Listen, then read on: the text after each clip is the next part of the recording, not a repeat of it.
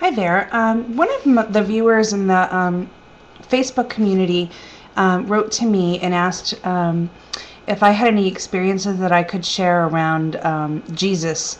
And I promised to do a video for her, and I apologize it's taken a little bit of time. There's been a lot going on, and with Easter break and that sort of thing, I haven't sat down and gotten to this. But as I've mentioned to you guys before, the experience of Kelly now views all of these things as stories. As beautiful as they are, and each of them so telling in their own right nature, there's no attachment to any of it, and there is no belief system, if you will, around what's happening. There is just this, it's happening, it's beautiful, it's here, and then it's gone. So there were experiences with Jesus, and I was never really super duper tied to Jesus, although I was raised in Catholicism, as I've mentioned a few times, and went through quite a period where I was quite a devout Catholic, as devout as one can be. I always loved the mysticism and the beauty in the Catholicism religion. As I've mentioned again, I loved all of the apparitions of Mary, Medjugorje. I used to read books by Padre Pio. I was fascinated with any of those mystical parts of the religion. And Jesus, to me, always seemed to be a mystical person. I would see these images of him as a small child through my house on crucifixes and in imagery, and even as a little child, I can remember looking at him and thinking how beautiful he was, how beautiful his face was in this depiction that we as human beings have given to him. Certainly, that image is something we've assigned to him. There's no one that can remember what he looked like. And what I was shown, a few things I was shown. One thing, the What Would Love Do technique was something that happened on what I would refer to as a vision quest that I had with Jesus. This man I refer to as Jesus. Is he the Jesus that we talk about in the Bible? Is he the Jesus that we all think is this Son of God? Well, that's you're going to have your own beliefs around that. I can only share what my personal experience is with this. What I felt with this person was beauty, love, just this unconditional knowing that in the presence of this being, I could truly be myself and be loved in every way, in every stretch. These vision quests with Jesus were early after my near-death experience, and they were kind of like going on these little journeys together. Some refer to it as out-of-body experiences or astral travel.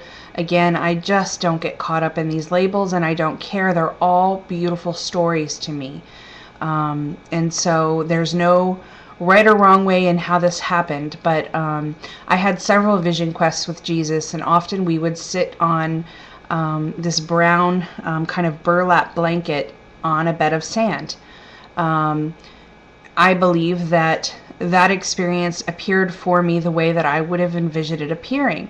How he being this image of Jesus appeared before me was how I believed he would look growing up.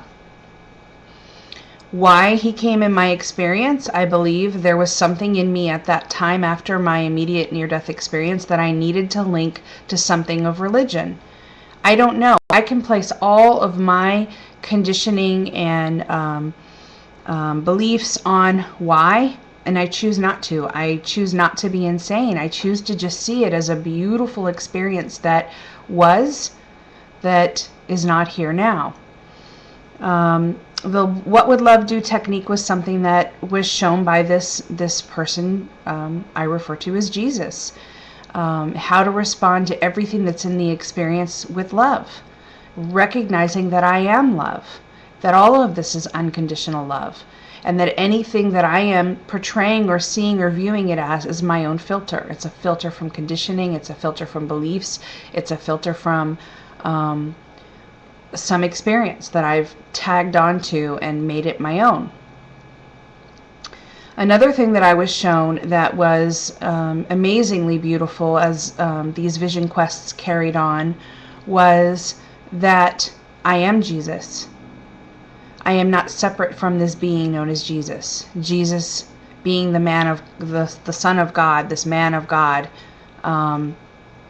is just another human having a human experience or an apparent human experience, and that I'm no different. There is nothing special about this. There's no specialness in this. There's no hierarchy in this, as I've mentioned before. There's no greater than or less than. Those are all beliefs. And for whatever reason, the human experience of Kelly needed an attachment to some religious experience of a Jesus. And who knows, maybe that's why I had a religious experience of Archangel Gabriel. It doesn't matter. We can try and decipher this and analyze this and let the mind go into this ad nauseum.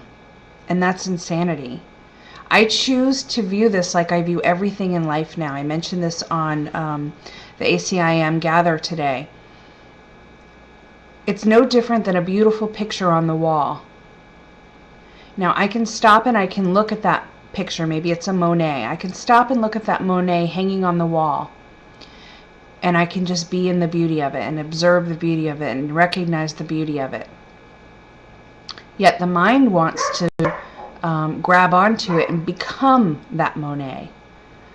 So that's where suffering comes in, where I'm wanting to blend into the image and I'm wanting to become part of the frame and I'm wanting to step into that Monet and experience what that Monet is experiencing.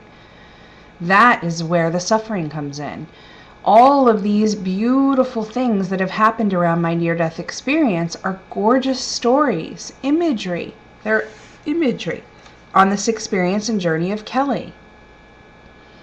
There's no need to try and decipher them, to analyze them, to break them down, to understand them, to compare them to other people's near-death experiences, to wonder why mine doesn't match up to someone else's, to wonder why mine was the way it was, to wonder why I quote-unquote came back differently.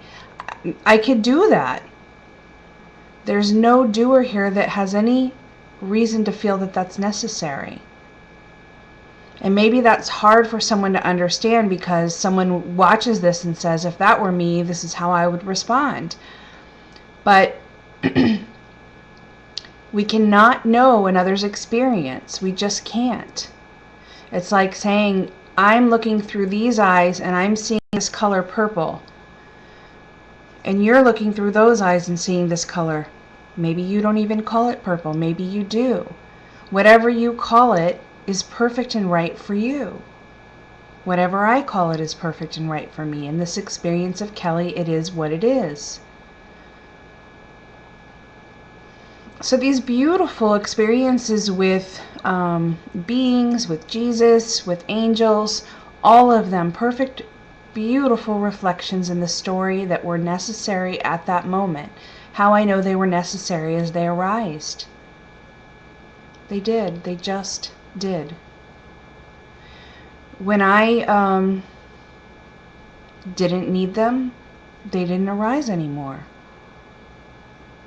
That's my belief here. They are perfect the way that they were, and when they left the experience, even that was perfect. And if they are to come back into the experience again, that's perfect. So I wanted to share that with you guys, and specifically one questioner who asked about this. There's so many magical stories that I have not shared around this near-death experience. I continue to share as I have time and the body arises to do so. And I really appreciate, again, those of you who are writing and asking questions and following along. Feel free to join the Friday ACIM Gather Pal Talk that I'll be doing now I do try to answer questions real time live on there. It's certainly not an opportunity to do psychic readings or anything like that. But if you have a question about something that I've shared, certainly come on and ask and join in. So I leave you with that. It's a beautiful beautiful sunny Friday evening here, and I'm going to get out in the garden now. So I send you love. I send you peace. I wish you well. Until next time, in love.